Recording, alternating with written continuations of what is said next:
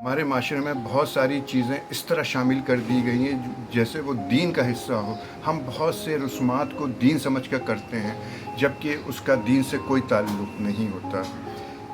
عموماً میں یہ دیکھتا ہوں کہ جنازے پہ میاں بیوی کو مرنے کے بعد ایک دوسرے کا چہرہ نہیں دکھایا جاتا، جو کہ نہایت غلط ہے. دین میں ایسا کچھ نہیں ہے، اور خاص کر بیچارے مردوں کو تو بالکل ہی نہیں دکھایا جاتا کہ جی وہ نامحرم میں آپ کو چہرہ نہیں دکھا سکتے، جبکہ دین میں ایسا کچھ نہیں ہے، اور نہ ہی حدیث اور قرآن شریف ہمارے سامنے ماخذ ہے، اور اسی ہمیں لے کر چلنا ہے. اس کی میں چند مثالیں جو ہے حدیث سے ہی دے دوں کہ جب حضرت فاطمہ الزہرا کا انتقال ہوا تو حضرت علی کرم اللہ وجہہ نے حضرت فاطمہ کو غسل دیا تھا، اور مدد کے لیے حضرت اسماء بنت امس کو اپنے ساتھ معاون رکھا تھا. ایک چیز یہ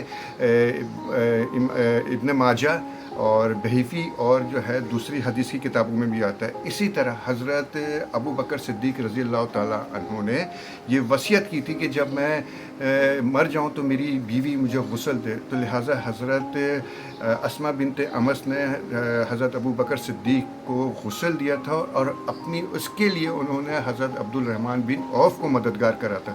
اس میں یہ بھی روایتوں میں آتا ہے. تیسرا میں بتا دوں، جو سب سے بڑے فقیہ الامت ہے حضرت عبداللہ بن مسعود رحمۃ اللہ علیہ، جب ان کی بیوی کا انتقال ہوا تو حضرت عبداللہ بن مسعود نے خود اپنے ہاتھوں سے جو ہے اپنی بیوی کو غسل دیا تھا. تو یہ اتنی جب صحاباؤں نے اور نبی کے دور میں بھی ایسا نہیں ہوا. ایون میں آپ کو یہ بتا دوں، یہ بھی روایتوں میں آتا ہے کہ ایک بار حضرت محمد مصطفیٰ صلی اللہ علیہ وآلہ وسلم نے حضرت عائشہ جب بیمار ہوئی تھیں تو اور کافی تکلیف میں تھی، تو حضرت نبی پاک صلی اللہ علیہ وسلم نے عذرائے مذاق کیا حضرت عائشہ رضی اللہ عنہ سے فرمایا تھا کہ عائشہ اگر تم پہلے مر گئی تو میں تمہیں جو ہے غسل بھی دوں گا، تمہارا کفن بھی کر دوں گا، تمہاری نماز جنازہ بھی پڑھاؤں گا، اور تمہیں دفن بھی کراؤں گا. یہ بات حضرت عائشہ سے مروی. حضرت عائشہ وہ صحابیاں تھیں جن سے ڈائریکٹ 500 حدیثیں جو ہے اس وقت رواج میں رائج ہیں، اور آپ جو ہے بہت بڑی فقیہ الامت تھی، اور صحاباؤں کو آپ جو ہے حدیث کی جو ہے تعلیم بھی دیا کرتی تھی.